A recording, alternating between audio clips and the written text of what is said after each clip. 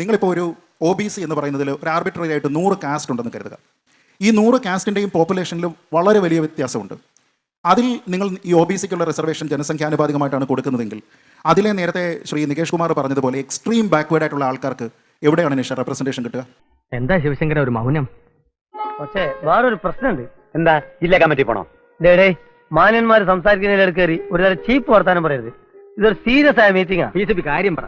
ഭരണത്തിലുണ്ടാകില്ല, ജോലിയിലുണ്ടാകില്ല, വിദ്യാഭ്യാസത്തിലുണ്ടാകില്ല. കാരണം അതിലുള്ള majority community ഏതാണോ അവർക്ക് ആനുപാതികമായിട്ടുള്ള വിഭവങ്ങൾ കിട്ടും. രാഹുൽ ഗാന്ധിയുടെ മുദ്രാവാക്യം എന്താ? ജിത്നി ആബാദി ഉത്ന ഹക്ക്. കുടുംബം കുളം തോണ്ടാൻ തന്നെ തീരുമാനമല്ല മാഷേ. വീട്ടുകാരെ അറിഞ്ഞിട്ട പേര് തന്നെയാവും ശത്രുന്നല്ലേ. എന്ന് വെച്ചാൽ എന്താ? നിങ്ങളുടെ പോപ്പുലേഷൻ എത്രത്തോളം വർദ്ധിക്കുന്നു അത്രത്തോളം അവകാശങ്ങൾ. The more the മെറിയർ.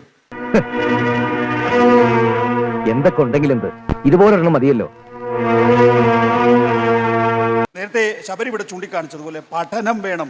നിങ്ങളുടെ കയ്യിൽ കൊട്ടക്കണക്ക് പാടില്ല, നിങ്ങളുടെ കയ്യിൽ കൃത്യമായ കണക്ക് വേണം. ഏത് സമൂഹത്തിലാണ് ഈ വിഭവങ്ങൾ ചെല്ലുന്നത്?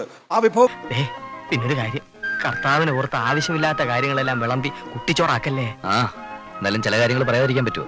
ആ വിഭവങ്ങൾ ചെന്നിട്ടും ആ സമൂഹം മുന്നോട്ട് പോയിട്ടുണ്ടോ? ആ തരത്തിലുള്ള പഠനമാണ് ആവശ്യപ്പെടുന്നത്. വിഭവങ്ങൾ ചെന്നിട്ടുണ്ടോ? ചെന്നിട്ടുണ്ടോ? വിഭവങ്ങൾ ചെന്നിട്ടുണ്ടോ? അതിന്റെ ഉത്തരവാദിത്വം ആർക്കാണ്? അല്ല, അത് എന്റെ വേളാങ്കണ്ണി മാതാവേ, ഇവന് കുറച്ചു ബുദ്ധി ഉണ്ടായിരുന്നെങ്കിൽ മന്ദബുദ്ധി എന്നെങ്കിലും വിളിക്കായിരുന്നു. അതും ഇല്ലാതായി. സർസംഘചാലക് മോഹൻ ഭാഗവത് പറയാണ്, 3000 വർഷമായി നമ്മൾ ഈ ജനവിഭാഗത്തെ അടിമകളാക്കി മുന്നോട്ട് കൊണ്ടുപോയി. എന്റെ ആരെങ്കിലും ആണോ? എന്റെ ഫ്രണ്ടാ. അവനാ ഈ നിലവാരത്തിലുള്ള വൃത്തിയായിട്ട് ഉപമങ്ങളൊക്കെ പറയാറ്. ഇത് ഹിന്ദു വിഭാഗത്തിലുള്ള ആളുകളല്ലേ? എന്താണ് RSS ചെയ്തത്?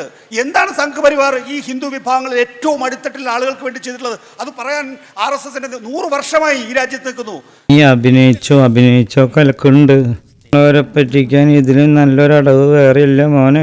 100 വർഷമായി നിൽക്കുന്ന ഒരു പ്രസ്ഥാനത്തിന് ഹിന്ദു വിഭാഗത്തിന്റെ റെപ്രസെന്റേറ്റീവ് ആണ്, അതിലെ സാംസ്കാരിക സംഘടനയാണ് എന്ന് പറയുന്ന RSS അവർക്ക് വേണ്ടി എപ്പോഴെങ്കിലും ശബ്ദം ഉയർത്തിയിട്ടുണ്ടോ? ശ്രീജിത്ത് മറുപടി പറയുന്നുണ്ടോ? അതിന് നാരായണിമംഗലം നാരായണൻ ആരാണെന്നാ നിന്റെ വിചാരം? അവൻ കലക്കാൻ പോണ കലക്ക് കണ്ടോ?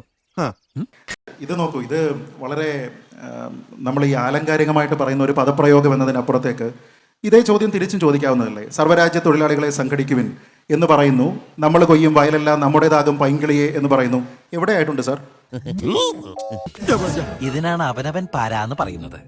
നമുക്കെല്ലാം അറിയാമല്ലോ, കേരളത്തിലെ മുഖ്യധാരയിലേക്ക് ഇന്നും എത്തിയിട്ടില്ലാത്ത ഒരു സ്ഥലമാണ് അട്ടപ്പാടി. അട്ടപ്പാടിയിലുള്ള ആദിവാസി വിഭാഗത്തിന് വേണ്ടിയിട്ട് ഓരോ ബജറ്റിലും പ്രഖ്യാപനം വരുന്നുണ്ട്. നിങ്ങൾ ഒന്നും ചെയ്യണ്ടെന്നേ, ആ പൈസ അവിടെയുള്ള കുടുംബങ്ങൾക്ക് കൊണ്ടുവന്ന് വെറുതെ കൊടുക്കുക.